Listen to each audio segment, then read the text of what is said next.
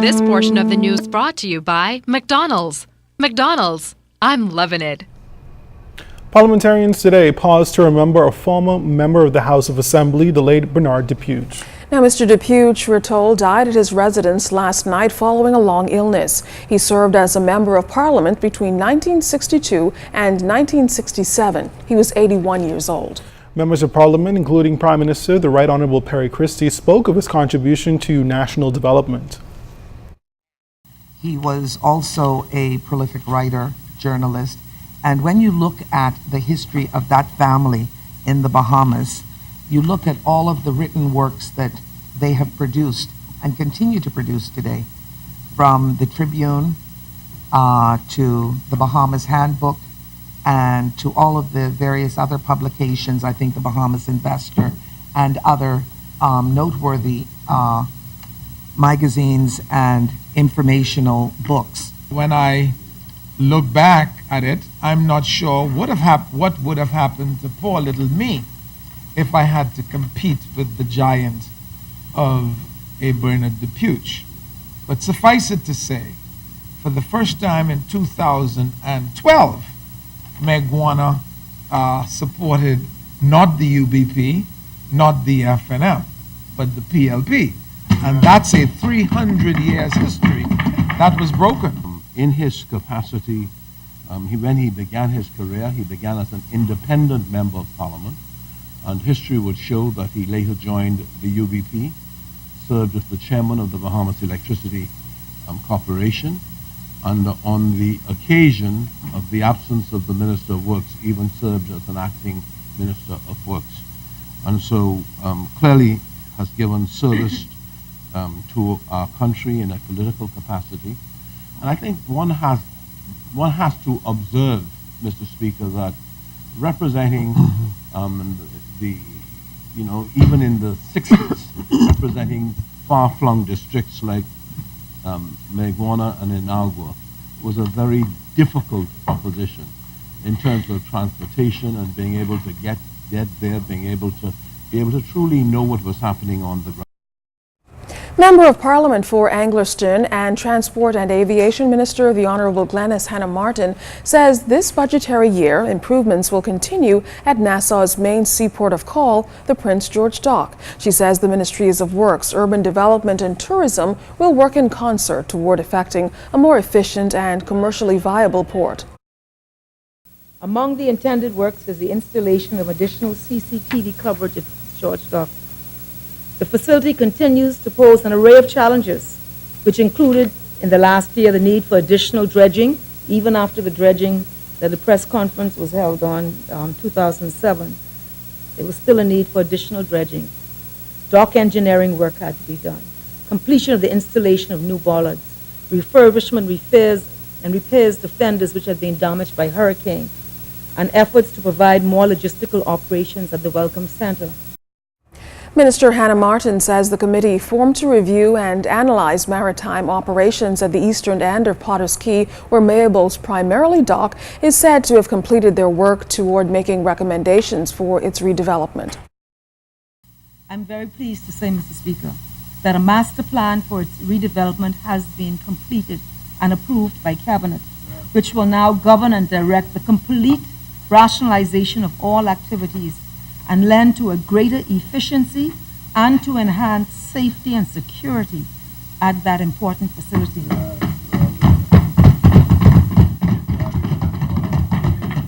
The work to this end is now set to begin, Mr. Speaker. Reformation continues at the Road Traffic Department. Minister Hannah-Martin says the modernization of the department remains the ultimate objective of the government. She adds that the improvements are coming along relatively well. The modernization will include a new system design that will feature a service bureau operation model or turnkey solution for the delivery of the government's road traffic services. It will involve the electronic processing of all road traffic services, inventory tracking, revenue collection, and reporting. In addition, Mr. Speaker, this system, which is right underway, getting there, will interface with the general ledger of the government's financial accounting system, as well as the cash receipting system, and that's currently under development.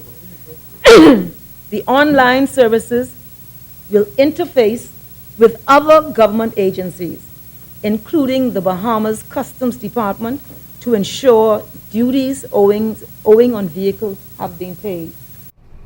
The Bahamas Hotel Catering and Allied Workers Union is expressing concern about the viability of Bahama Resort. Now, this comes as the agreement with the Morgan's Hotel Group was terminated after a dispute with the billion-dollar resort and the management group. Bahamas Air has since brought on SLS Hotels to manage one of the new hotels. But besides this seemingly isolated internal situation, the other 4 properties have remained. Hotel Union General Secretary Darren Wood says the union still isn't quite sold on the resort, performing more than admirably in the first 5 years. Anything that is new, we are cautious and we are concerned, because when you talk about the type of expansion that is going out there, and we wouldn't want to be the one to pronounce doom and gloom on it. We'd like to see it succeed, but in the essence, in the initial stage, we don't expect it to take off with a full running start. But we are concerned. I must say that we are concerned, and we are looking with eagle eyes to see exactly how this takes off and at what speed, and then at what point it levels out.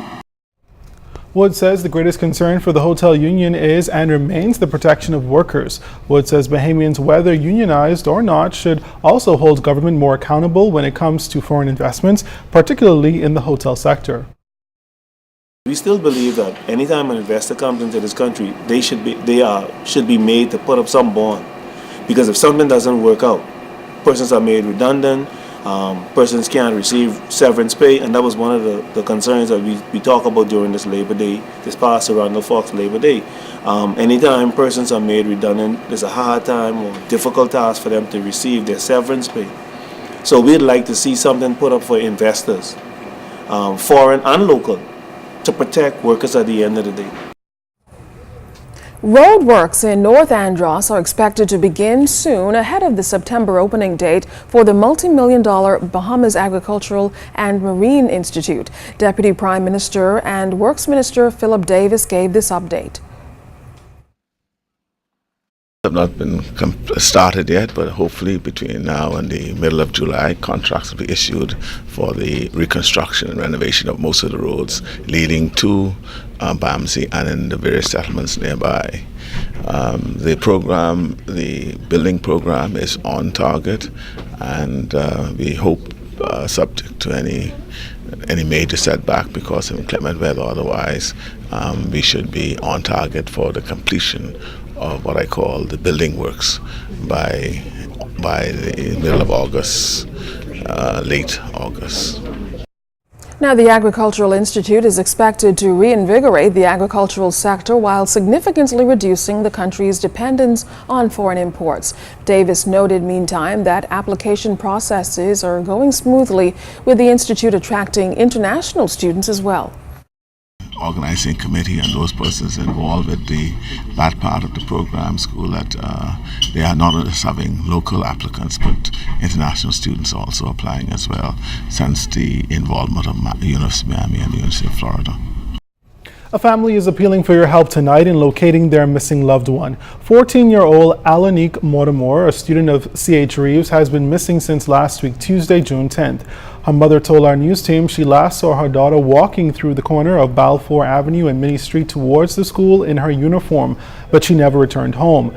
Alanique stands between 5 feet and 5 feet 2 inches tall and of a dark brown complexion. She also has a scar on the right side of her upper lip. Now, anyone who might have seen Alanique Mortimer is asked to contact your nearest police station. This portion of the news was brought to you by McDonald's. McDonald's, I'm loving it.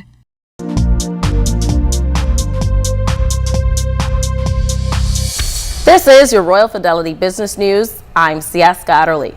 Warwick International Hotels has announced plans for the collection's first four-star resort in the Caribbean. The hotel's executives unveiled the new name, details on the planned renovation, and a model room at the Bahamas International Travel Partners Conference presented by the Ministry of Tourism and the Nassau Paradise Island Promotion Board. Named Paraseo by Warwick, the new getaway is planned to open in early 2015. In other news, on Friday, China Harbor Engineering Company will host the groundbreaking ceremony of the $39 million North Abaco port development. The event is expected to have many regional executives and government officials in attendance.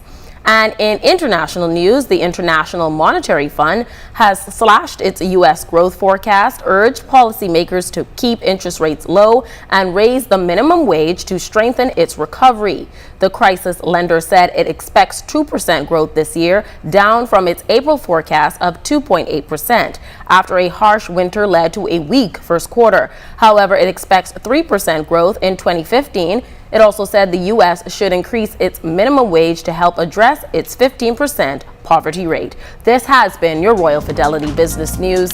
I'm C.S. Scatterly.